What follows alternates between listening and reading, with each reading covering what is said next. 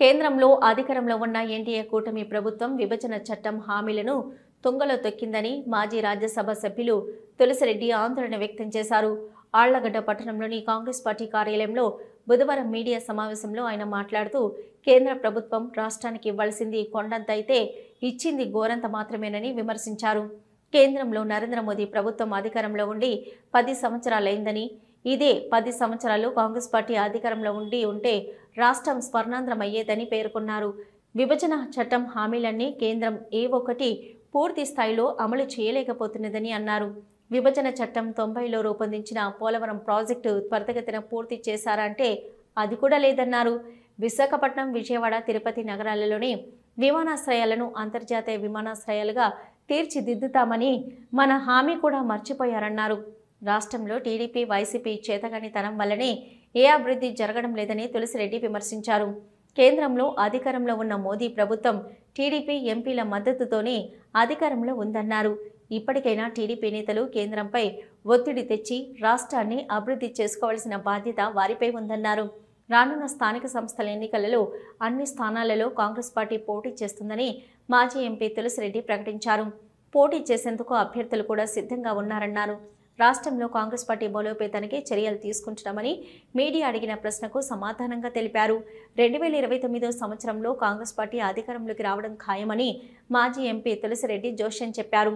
ఈ కార్యక్రమంలో కాంగ్రెస్ పార్టీ ఆళ్లగడ్డ నియోజకవర్గ సమన్వయకర్త బరగుండ్ల హుస్సేన్ బాషా, రాష్ట్ర మైనార్టీ పార్టీ కార్యదర్శి షంగల్ హక్, డాక్టర్ వెస్లీ, సంజీవ్ కుమార్ తదితరులు పాల్గొన్నారు.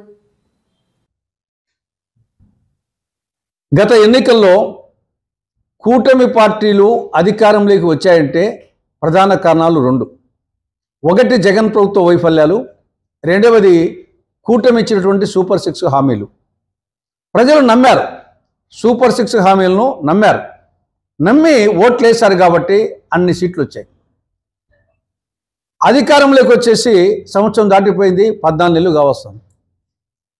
సూపర్ 6 హామీల్లో ఇప్పటికీ మెజారిటీ హామీలు అమలు కాలే.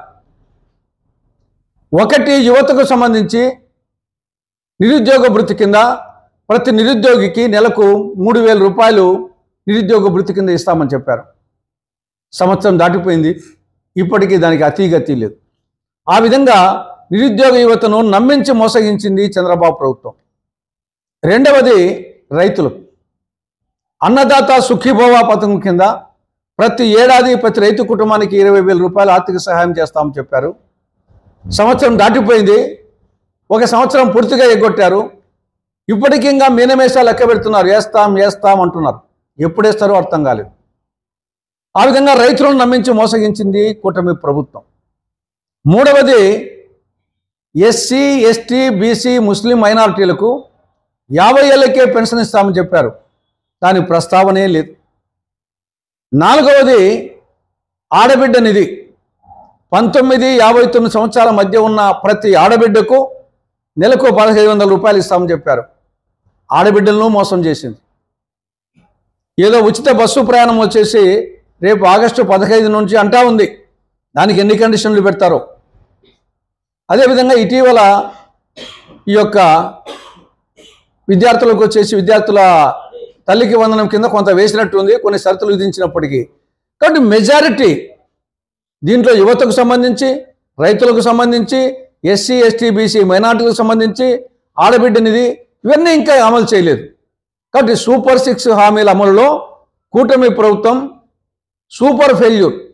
సూపర్గా ఫెయిల్ అయిపోయింది.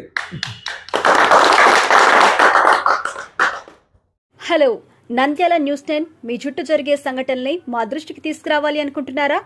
అయితే ఇంకా ఆలస్యం ఎందుకు? మా వాట్సాప్ నెంబర్ 9849700865కి సమాచారాన్ని ఎప్పటికప్పుడు పంపించండి. మా నంద్యాల న్యూస్ 10 ద్వారా మీ సమస్య పరిష్కరించుకోవడానికి ముందడుగు వేయండి.